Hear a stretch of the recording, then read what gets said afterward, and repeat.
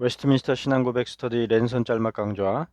오늘은 웨스트민스터 신앙고백서 제3장 1조에 담긴 세 번째 요점에 대해서 살펴보도록 하겠습니다. 세 번째 요점은 하나님의 작정은 크고 작은 모든 일들을 말한다. 즉, 큰 일에서만 작정이 이루어진 것이 아니라 작은 모든 일들도 다 하나님의 작정에 포함된다. 그러한 요점이죠. 자, 6번 질문을 보시면 에베소서 1장 11절에서 그 마음의 원대로 역사하시는 일은 특정한 어떤 일입니까? 모든 일입니까? 이렇게 묻고 있습니다. 에베소서 1장 11절에 그의 뜻의 결정대로 일하시는 이에, 그러니까 의지대로 일하시는 이에 계획을 따라 우리가 예정을 입어 그 안에서 기업이 되었으니, 이 말씀에 앞서서 11절이 시작되고 있는 첫 문장에서 어떤 말을 기록하고 있는가, 말씀을 기록하고 있는가, 거기에 답이 있겠죠. 자, 우리의 일상들을 보면 마치 모든 일들이 우연적으로 이루어지고 있는 것처럼 보입니다. 우연히 누군가를 마주치기도 하고 또 우연히 어떤 일을 하기도 하는 것처럼 보이는 것이죠. 또한 우리들의 일상에는 계획하고 생각하여 하는 행동보다도 별다른 이유 없이 무심히 행하는 일들이 훨씬 많음을 알 수가 있습니다. 그러니까 우리의 일상들을 가만히 보면 뭔가 계획하고 계획된 대로 이렇게 실행하는 그러한 방식이라기보다도 거의 무의식적으로 행동하는 그런 일이 의외로 굉장히 많다는 것을 알 수가 있습니다. 그래서 어떤 때에는 우리 자신을 보면 마치 자동적으로 움직이는 것 같기도 하다. 출근길에 우리의 일상을 보면 정말 정신없이 특별한 생각이나 깊은 사고를 하지 않고 평소의 습관대로 일사천리로 몸이 움직이고 일과가 진행되는 그러한 경험을 하곤 하지요. 자, 이러한 자잘한 일들에 대하여서 성경은 어떻게 말하고 있을까요? 자, 그러한 물음과 의문과 관련해서 7번 문제를 보시면 마태복음 10장 29절로 30절에서 예수께서는 어떻게 말씀하십니까? 이렇게 되어 있는데요. 유명한 마태복음 29절로 10장 29절로 30절 말씀을 보시면 참새 두 마리가 한 아사리온에 팔리는 것도 아버지께서 허락하지 아니하시면 그 하나라도 땅에 떨어지지 아니하며 우리에게는 머리털까지 다 세신 바 되었다. 자, 이러한 말씀이 기록되어 있죠. 그러니까 시장에서 참새 두 마리가 한 아사리온의 시세에 팔려나가는 그러한 아주 자잘한 일상까지도 하나님 아버지의 허락하심이 없이 이루어지는 것이 아니다. 이렇게 말씀하신 것입니다. 자, 여덟 번째, 잠언 16장 33절에서 제비를 뽑는 것과 같은 작은 일도 누구의 작정으로 말미암는다 했습니까? 이렇게 묻고 있는데요. 자, 사람이 제비를 뽑지만 그 일의 작정은 여호와 하나님께 있다. 이렇게 기록되어 있죠. 그러니까 우리의 의지와 또는 우연에 의해서 벌어지는 것 같은 그런 일상 가운데에서도 여전히 하나님의 작정이 전제되어 있다. 그러한 말씀이겠죠. 자, 이처럼 성경에서는 우리의 일상적인 거래나 아주 사소한 일 혹은 제비 뽑기와 같이 그야말로 우발적인 듯이 보이는 일들까지도 모두 하나님의 작정에 따라 이루어진다 그랬습니다. 우리는 이해되지 않는 일들에 대해서는 무의미하게 생각하기가 쉽지만 하나님 안에서는 무의미하며 우연적인 일이란 없습니다. 유한한 우리 인간은 모든 일들을 다 계획할 수도 없고 또 모든 일들을 다 고려할 수도 없지만 하나님께서는 아주 지극히 사소한 일들까지도 다 고려하심 가운데 하나님의 작정에 포함되어서 이루어지도록 이렇게 역사하신다고 성경은 기록하고 있는 것입니다.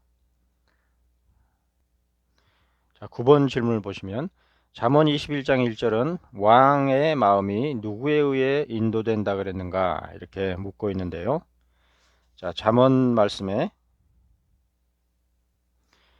잠언 21장 1절에 왕의 마음이 여호와의 손에 있음이 마치 본물과 같아서 그가 임의로 인도하시느니라 이렇게 기록되어 있습니다. 즉 여호와의 손에 있고 그 여호와 하나님께서 임의로 인도하신다. 왕의 마음을 이렇게 기록되어 있는 것이죠. 이번에는 10번 문제. 빌립보서 2장 13절은 우리의 의지, 소원을 두고 행하는 그러한 의지 또한 누구에 의해 인도된다 그랬는가 이렇게 묻고 있는데요. 신약성경 빌립보서 2장 13절에 너희 안에서 행하시는 이는 하나님이시니 자기의 기쁘신 뜻을 위하여 너희에게 소원을 두고 행하게 하시나니. 자, 이렇게 기록되어 있는 것을 볼 수가 있죠. 즉 우리 안에서 행하시는 하나님께서 자기의 기쁘신 뜻을 위하여서 행하게 하신다. 이렇게 기록되어 있는 것입니다. 이처럼 성경은 우리 일상의 사소한 일이나 우발적으로 일어나는 일들이나 심지어 우리의 의지에 의한 자유로운 행동까지도 하나님의 계획에 따라 이루어진다 이렇게 기록하고 있습니다. 뿐만 아니라 사도행전 2장 23절 그리고 4장 27절 28절에 따르면 사람의 죄에 대해서도 하나님의 작정은 예외가 아님을 알 수가 있다 그랬습니다. 자, 그러면 곧장 그에 대한 의문이 그럼 사람이 죄를 범하는 것이 하나님의 작정으로 말미암아서지 사람이 죄를 범하는 것이 아니지 않느냐. 도의적인 책임이 하나님께 있는 것이지 사람에게 있는 것이 아니지 않느냐. 이렇게 질문할 수 있겠습니다만은 그것에 대해서는 추후에 또 설명되는 내용이 있는데요. 간략하게 말씀을 드리자면 죄를 범할 때에 우리가 무의식적으로 혹은 어떤 원하지 않지만 어쩔 수 없이 죄를 범하는 그런 경우는 거의 없죠. 우리가 우리 스스로 판단하고 또 뜻을 세워서 죄를 범하고 모사를 꾸미는 그러한 방식으로 이루어지죠. 그러므로 그에 대한 책임이 우리에게 없다 이렇게 핑계할 수가 없는 것입니다. 다만 그럼에도 불구하고 하나님의 작정에서 그러한 우리의 죄까지도 예외가 아니고 다 작정 안에서 이루어지는 그러한 일들이다라는 것이 논리적으로 쉽게 납득하기 어려울 수도 있겠습니다만은 말씀 가운데 기록되어 있는 취지라는 것이죠. 자, 11번째 창세기 45장 7절로 8절로 보건대 창세기 37장 28절에서 요셉을 이스마엘 사람에게 팔려고 할 때에 미디안 상인들이 지나게 된 것은 우연적인 일인가? 자, 이렇게 묻고 있는데요.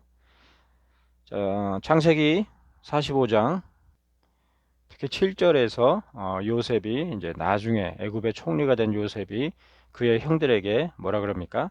하나님이 큰 구원으로 당신들의 생명을 보존하고 당신들의 후손을 세상에 두시려고 나를 당신들보다 먼저 보내셨나니. 그러니까 하나님께서 요셉을 먼저 애굽으로 보내셔서 이스라엘 족속들을 보존케 하는 그러한 도구로 사용하시기 위하여서 팔려가도록 그렇게 이끄신 것이다. 이렇게 요셉이 설명하고 있는 것을 볼 수가 있습니다.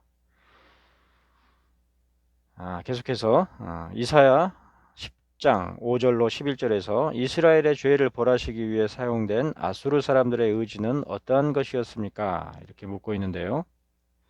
이사야서 10장에 보면은 선지자 이사야가 5절로 11절에서 아수르 사람들에 대하여서 언급하기를 하나님께서는 이스라엘의 죄악을 심판하시는 도구로 아수르 사람들의 교만한 마음, 즉 자신들의 능력에 의지해서 한껏 교만해진 그 교만의 죄를 사용하셨던 것을 언급하고 있죠. 그러니까 아수르 사람들이 우리는 원하지 않지만 하나님께서 우리에게 명령하셔서 너희들을 벌하시는 도구로 사용하시기 때문에 어쩔 수 없이 너희들을 토벌하는 것이다, 짓밟는 것이다 이렇게 말하지 않고 그들의 힘과 능력으로 교만하게 이스라엘 백성들을 짓밟는 그 일이 일어난 것이지만 그러나 그것이 하나님께서 이스라엘을 징계하시는 수단으로 사용되고 또 하나님의 작전 가운데서 여전히 그럼에도 불구하고 이스라엘 백성들이 보존되는 그러한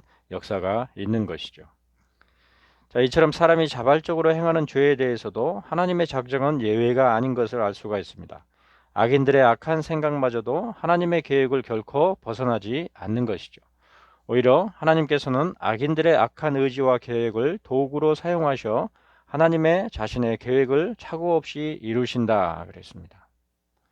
그러니까 하나님의 영원하신 작정이라는 개념 가운데서 어떤 논리적 순서나 시간적인 순서 이런 것들이 장애가 되지 않는 그러한 방식으로 하나님께서 주권적으로 작정을 이루신다 그런 부분들을 알 수가 있었는데 또 이번 세 번째 요점을 통하여서 하나님께서는 큰 일에 대한 작정뿐만 아니라 소소한 일들까지도 다 하나님의 작정 안에 포함되되 그 작정에 포함되는 양상이 어떤 것인지를 우리가 이런 성경의 여기저기 말씀들 가운데서 알 수가 있는 것이죠. 자, 그러나 우리들의 사고와 이성으로는 하나님께서 크고 작은 모든 일들을 다 계획하셨다는 것을 전혀 실감하지를 못합니다. 그렇죠. 이미 시간과 섭리 가운데서 인식하며 사고하는 우리들로서는 하나님의 영원한 작전 가운데서 지극히 작은 일들까지도 계획하셨다는 사실이 도무지 이해되지 않는 것입니다. 설마 그렇게 작은 일들까지도 하나님께서 작전 가운데 포함하셨겠는가 이렇게 생각을 하기도 하고 아니면 전혀 하나님에 대한 의식이 없이 살아갈 뿐인 그런 경우들이 허다하죠. 왜냐하면 우리의 일상적인 행동들은 대부분이 마치 내 스스로 판단하고 생각한 대로 이루어지는 일들로만 보이기 때문입니다. 하지만 우리의 일상과 같은 지극히 작은 일들까지 하나님께서 계획하지 않으신다면 결국에는 큰 일도 결코 계획할 수 없을 것인데 이는 제4장과 제5장 즉 창조와 섭리에 대한 언급들에서 더욱 확인할 수 있다 그랬습니다. 그러니까 하나님의 작정이 온전히 성취되기 위하여서는 소소한 것까지도 다 하나님 작정 안에 있어야지 비로소 불변하게 작정이 성립할 수 있는 것이지 큰 틀에서만 작정이 이루어지고 세세한 것들에 있어서는 작정과 상관없이 이루어질 수는 없다는 것이죠. 자, 오늘 세 번째 요점 부분을 기억하시고 계속해서 하나님의 영원한 작정에 대하여서 세부적으로 살펴나가도록 하겠습니다. 오늘은 여기서 마치겠습니다. 감사합니다.